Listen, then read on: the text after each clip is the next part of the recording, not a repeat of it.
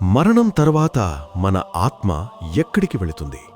స్వర్గానికా, నరకానికా, లేక మరేదైనా భయంకరమైన మార్గంలోనా? గరుడ పురాణం ప్రకారం ప్రతి మనిషి ఆత్మ తప్పనిసరిగా దాటాల్సిన ఒక భయానక స్థలముంది. అదే వైతరణి నది. గరుడ పురాణంలో వైతరణి రివర్ గురించి చెప్పిన విధానం వింటేనే గుండె ఆగిపోతుంది. ఇది సాధారణ నది కాదు, ఇది పాపాలతో నిండిన నరక ప్రవాహం. ఈ నది నీటితో కాదు, రక్తంతో, పుయ్యంతో, మలంతో, శవాలతో నిండిపోయి ఉంటుంది. పాపాలు చేసిన వారు ఈ నదిని చూస్తేనే భయంతో వణికిపోతారు. ఎందుకంటే ఈ నదిలో భయంకరమైన జంతువులుంటాయి. పెద్ద పాములు, మాంసాహారి చేపలు కాళ్లను పట్టుకుని లోపలికి లాగేస్తాయి. ఆత్మ ఎంత ప్రయత్నించినా బయటకు రావటం అసాధ్యం.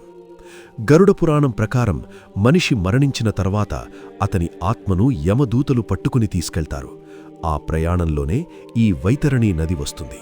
పుణ్యాలు చేసిన వారు ఈ నదిని సులభంగా దాటుతారు. కాని పాపాత్ములు మాత్రం భయంకరమైన యాతన అనుభవిస్తూ దాటాల్సి వస్తుంది. ఇంకా ఒక భయంకరమైన విషయమేమిటంటే, గరుడ పురాణం ప్రకారం గోదానం చేసినవారు, అంటే ఆవును దానం చేసినవారు ఈ నదిని సులభంగా దాటగలరు. ఆ ఆవు వారి ఆత్మను ఈ నది మీదుగా సురక్షితంగా తీసుకెళ్తుంది అని నమ్మకం. ఈ నది దాటటం అనేది ఒక శిక్షలా ఉంటుంది. పాపాత్ములు రక్తంతో నిండిన ప్రవాహంలో మునిగి మళ్లీ పైకి వస్తూ మళ్లీ మునిగిపోతూ బాధపడతారు.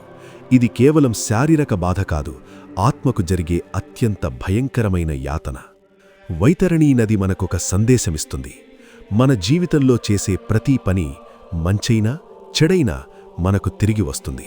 పుణ్యం చేస్తే మార్గం సులభమవుతుంది. పాపం చేస్తే ఈ నదిలాంటి యాతన తప్పదు. అందుకే జీవితం ఉన్నప్పుడే మంచి పనులు చెయ్యండి. ఎందుకంటే గరుడ పురాణం చెబుతున్నది ఒక్కటే: మరణం తర్వాత ప్రయాణం మన చేతుల్లోనే ఉంటుంది.